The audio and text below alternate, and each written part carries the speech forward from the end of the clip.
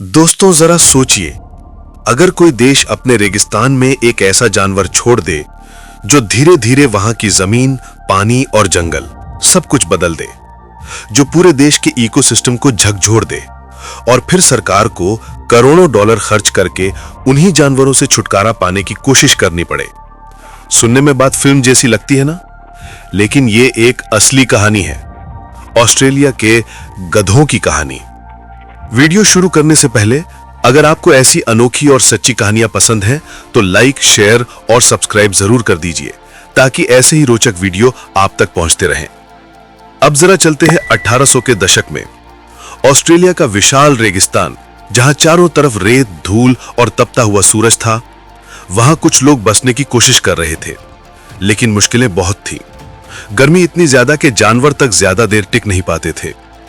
उस वक्त वहां के बसने वाले लोग सोचने लगे कि ऐसा कौन सा जानवर हो सकता है जो इतनी कठोर परिस्थितियों में भी जिंदा रह सके, और तभी उन्होंने फैसला किया गधे लाने का। शुरुआत में यह विचार बहुत शानदार लगा। गधे मजबूत, भरोसेमंद और कम खाने पीने वाले होते हैं। उन्हें ज्यादा घास या पानी की जरूरत नहीं थी। बस यहीं से गधों की यात्रा शुरू हुई। उन्हें विभिन्न देशों से लाया गया और ऑस्ट्रेलिया के रेगिस्तानों में उतारा गया। जल्द ही गधे वहां के लोगों के साथी बन गए।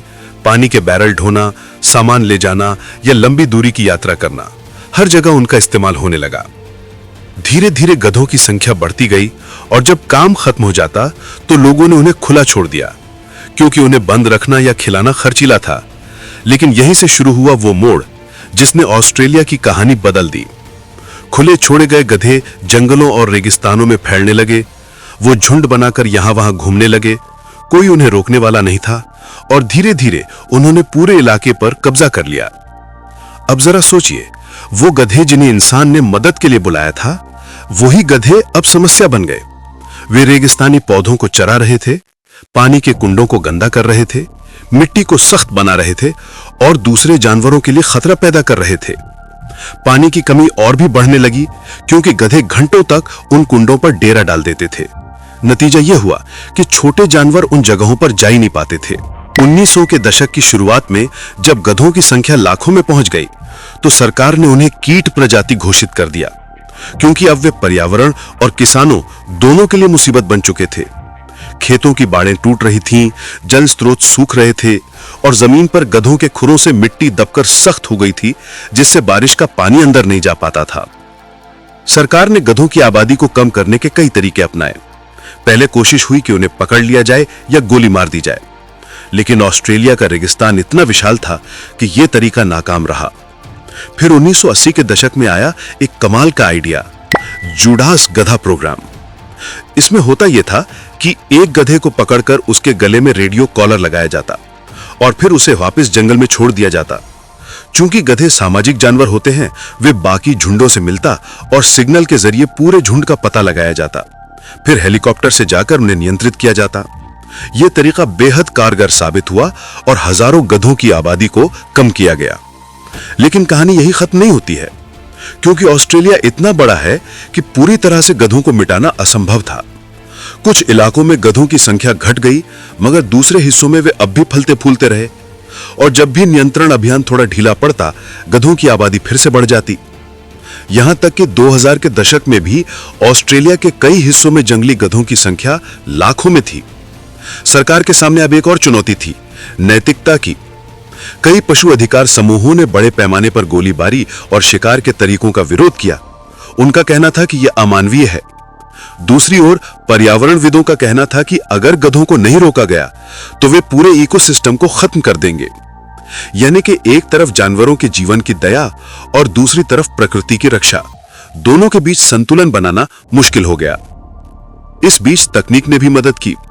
नए जीपीएस कॉलर, ड्रोन और सैटेलाइट ट्रैकिंग ने गधों के झुंडों को ढूंढना आसान कर दिया। अब कोशिश की जा रही है कि गोलीबारी के बजाय गर्भ निरोधक डार्ट से उनके प्रजनन को नियंत्रित किया जाए। इससे उनकी संख्या धीरे धीरे कम होगी, बिना उन्हें नुकसान पहुंचाए। लेकिन यह सब आसान नहीं है, क्योंकि ऑस्ट्रेलिया का इलाका इतना विशाल है कि हर जगह पहुंचना मुश्किल है। ऊपर से लागत बहुत ज्यादा आती है।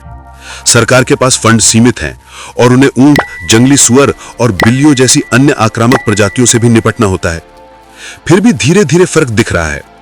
जहां गधों की संख्या कम हुई, वहां वनस्पति वापस उगने लगी है, मिट्टी बेहतर हुई है और पानी के स्रोत फिर से भरने लगे हैं। लेकिन यह लड़ाई अभी खत्म नहीं हुई है, क्योंकि गधे बहुत समझदार और सहनशील जानवर हैं। कुछ झुंड बच जाते हैं, फिर धीरे धीरे बढ़ते हैं और कुछ सालों में वही स्थिति दोबारा बन जाती है। इसीलिए अब लक्ष्य है उन्हें खत्म नहीं करना, बल्कि नियंत्रण में रखना। लेकिन कहानी का एक दिलचस्प पहलू और भी है।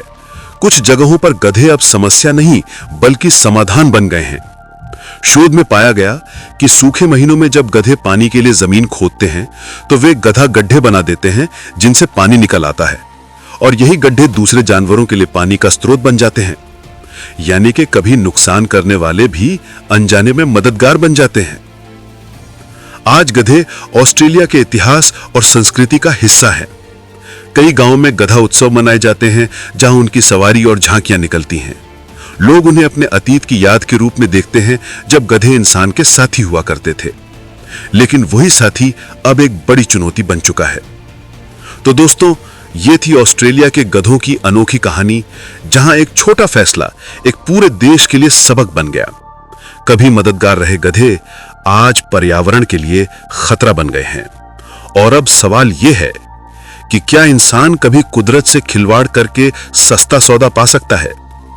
आपका क्या कहना है?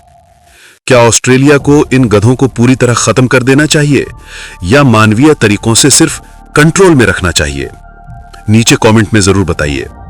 अगर कहानी पसंद आई हो तो वीडियो को लाइक, शेयर और चैनल को सब्सक्राइब करना मत भूलिएगा।